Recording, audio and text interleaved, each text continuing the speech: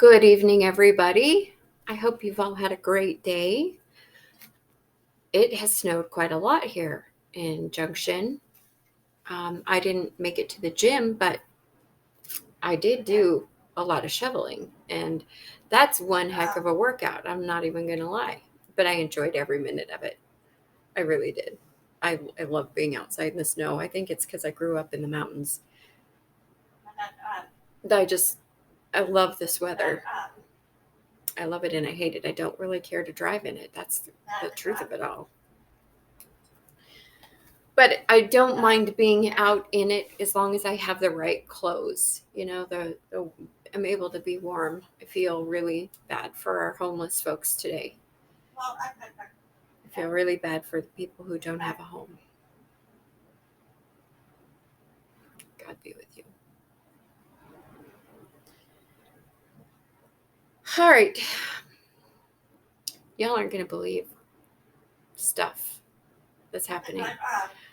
I've had another ascension, and with this ascension, I'm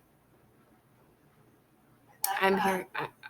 I'm talking to spirits. I actually had a conversation with a pastor man named Murphy, which we'll get into. But there are a few things that I need to say first. There is apparently a global company that gave away my personal identifiable information to an organization.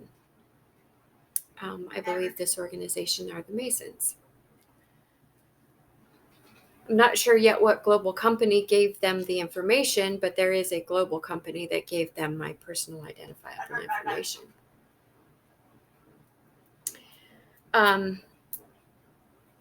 All right, so this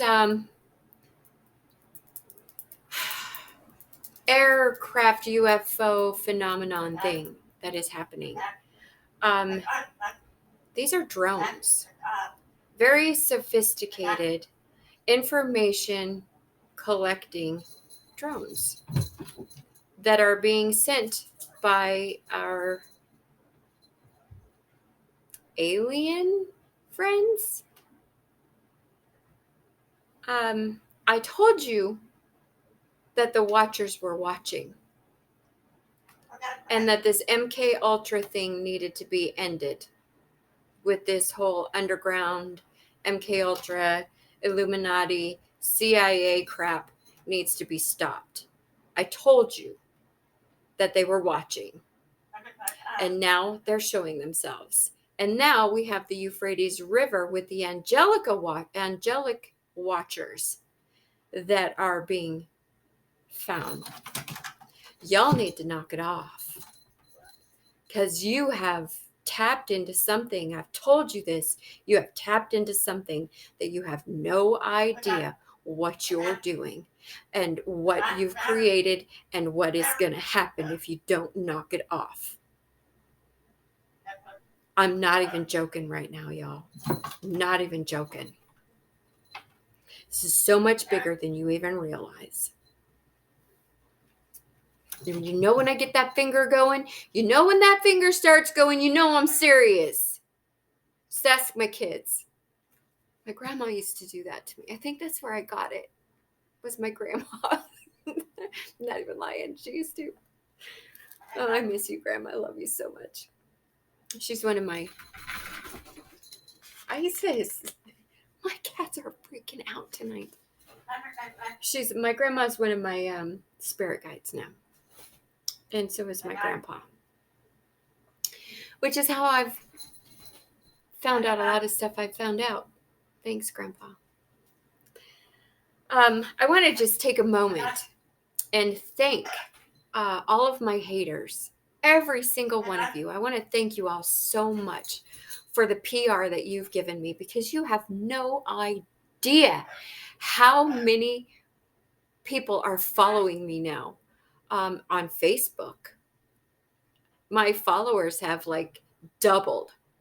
I'm not getting the correct information on the YouTube because I'm being shadow banned, and there's somebody that works at YouTube that's helping these people do this crap, not just to me, but to other people on YouTube as well, keeping them from getting their money and stealing from them and trying to keep information from getting out there because they don't want people to know this stuff. But I want to say thank you, because without you hating on me the way that you have and talking about me the way that you do, people wouldn't have gone looking for me on another platform. So way to go. I appreciate your help. Thank you. All right. There was a girl. I'm not going to even say a lady or a woman. She was a girl that was very young that used to babysit my brother and I. Her name was Vicky. I don't know what her last name was. I just remember Vicky. She was, I'm going to say 15, 16 when she started babysitting my brother and I. She was the one that locked us in the closet when we were kids, when my brother almost passed out because there was a lack of oxygen. I had to shove his face to the bottom of the door. Thankfully, there was at least, like a couple of inches underneath the door that we were able to get air. So I was able to push his head down so he could breathe, because he started passing out from a lack of oxygen. Yeah, that happened. Anyways, after she locked us in the closet, well, I didn't see her again for a long time. And Mom was pissed, and I don't know if she kicked her butt or what she did, but she wasn't around.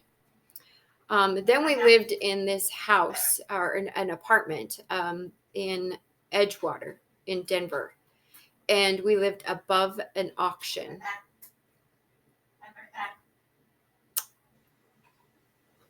Vicky came to the apartment with a newborn child. My mom put this newborn child in a dresser drawer. You know what? It wasn't above the auction. I don't believe it was above the auction. All right, I'm a little fuzzy on where it was. In any case, she put this infant in a dresser drawer as a bed. It was a newborn. It was a newborn baby. Vicky left. And then I never saw her again. I never saw her come back for the baby. I never, the baby stayed, I think, a couple of nights. And then the baby was gone too. Spirit is telling me that this girl, Vicky, was somehow related to my dad.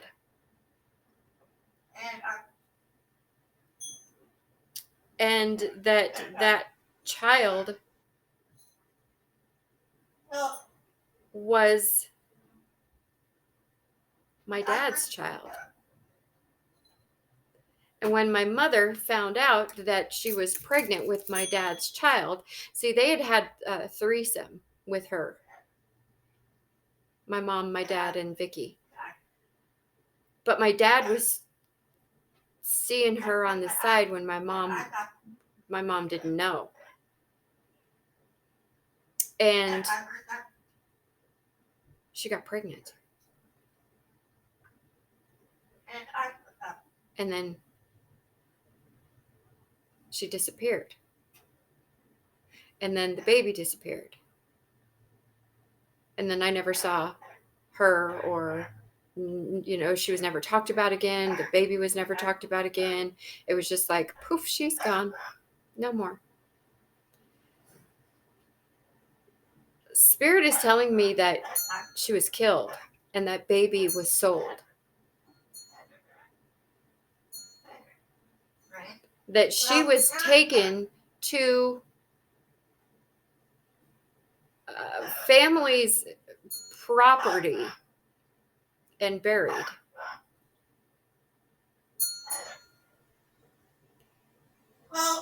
That's what Spirit's telling me. I hope I get more information than that.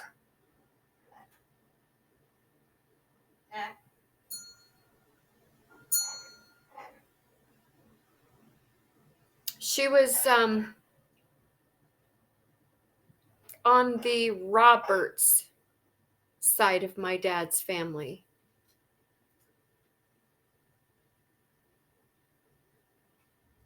Is what Spirit said, the Roberts side of the family. Spirit said that she was kidnapped and taken to the house of some family and was buried, killed, buried. That's all I got there. So I had mentioned about how my mother had a doctor put a diagnosis on me that I had a mental disability, and then my mother went and got power of attorney over me. And that's one of the ways that she was able to do or try to do whatever with the paperwork for my trust, my inheritance. Supposed to mention the Apache helicopter that crashed near Huntsville, Alabama.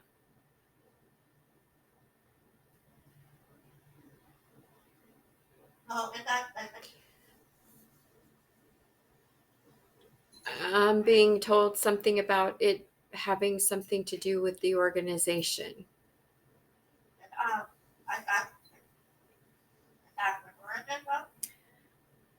All right.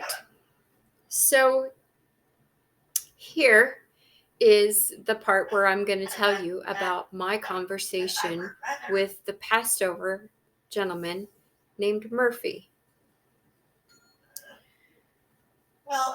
He started off by saying that he was afraid of me. Seemed kind of weird to say, but he was afraid of me. It was a fast, oh, I'm afraid of you. I'm contemplating on whether or not to talk to you is what it was. But I was like, why are you afraid of me? Just talk to me. So Isis, my word, she's driving me crazy. Stop, baby. All right.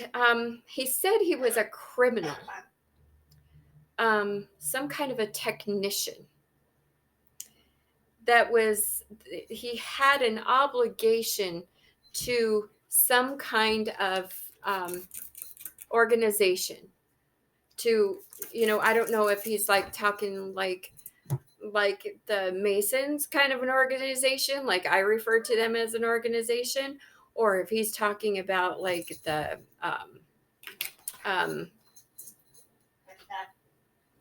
mob kind of organization. I mean, I don't know. He didn't clarify with me, but he had an obligation to this organization.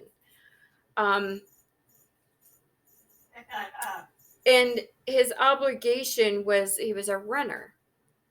He would pick up drugs and money, in exchange for money, and then he would take it back to, his boss or whoever he was supposed to take it back to. You little stinker butt.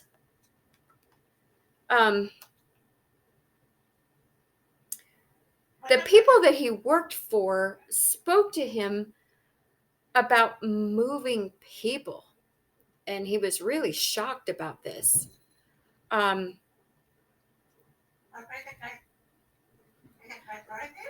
feel like he wasn't really like completely on board with it. He wasn't real happy. But this organization, these people, more or less told him that, it's foolproof. We're not going to get caught. We got this. It's golden. We got it covered, kind of an attitude. And so, he reluctantly decided that, I guess, because he's part of this organization, it's not like he could really say no, but, he went along with this. Ava. Ava was, I believe, the first woman, the first person that he moved. And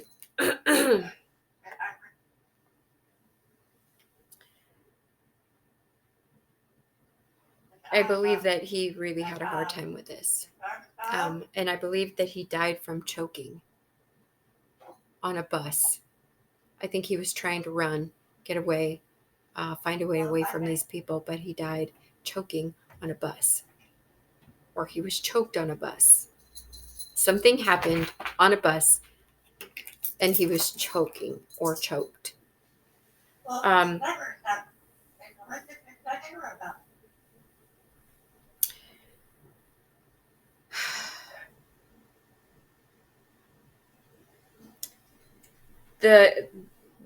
He was talking about a bar where people were like sheep, where they came into this bar, and when a woman would enter this bar that these people were interested in, holy moly, she's thick in the head, y'all. I'm not even joking. When people would come into this bar, or women would come into this bar that these people were interested in, they would clap. And that's how they would know that this woman was a woman that they wanted to take. That was like their green light. Then they would put stuff in the drinks that would make these women happy, give them lower their, we all know what alcohol does, it lowers your, God, why can't I think of words right now? Words are hard, people. Words are hard right now. They would lighten up. And they wouldn't be so on guard. And, it would be easier to get close to these people, these women. And that would be like the green light to go. And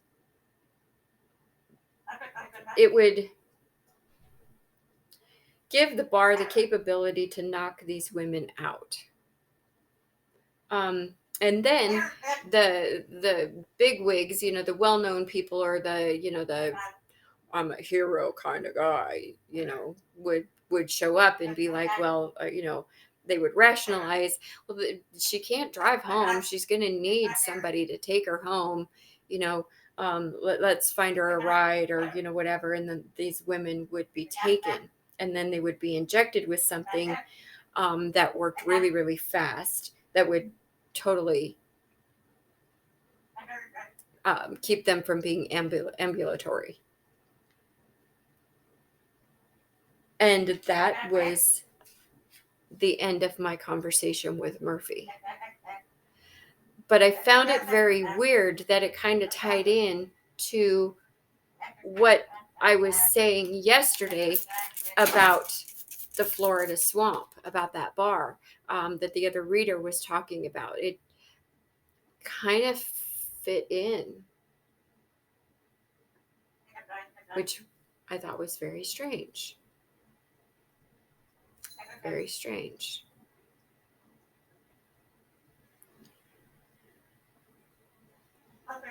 And my gifts are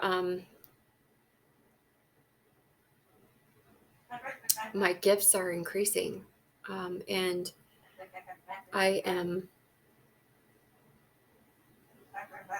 am grateful and very blessed.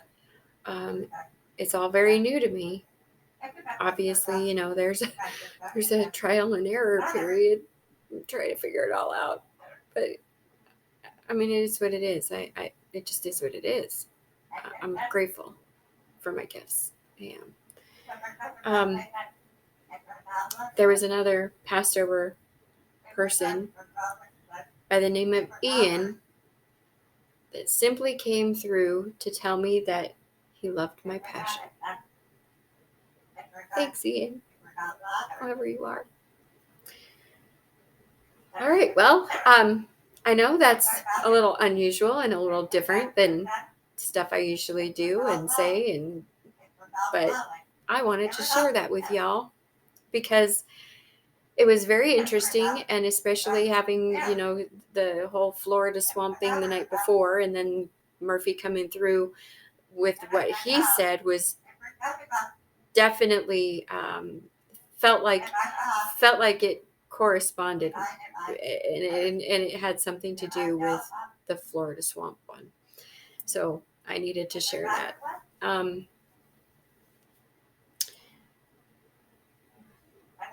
To the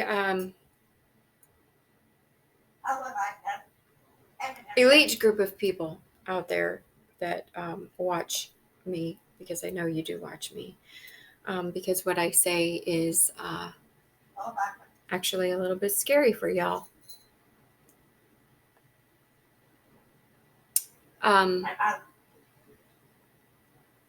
You need to pull it together, and you need to do something about the MK Ultra, the CIA, and these demonic organizations, or it will be done for you, and you won't like that. None of us will like that. And that's all I have to say about that. Alrighty. Y'all have a great night.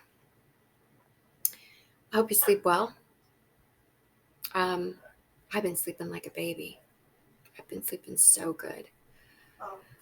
I know there are quite a few people out there on the opposite end of this situation that aren't sleeping very well, aren't doing much of anything very well.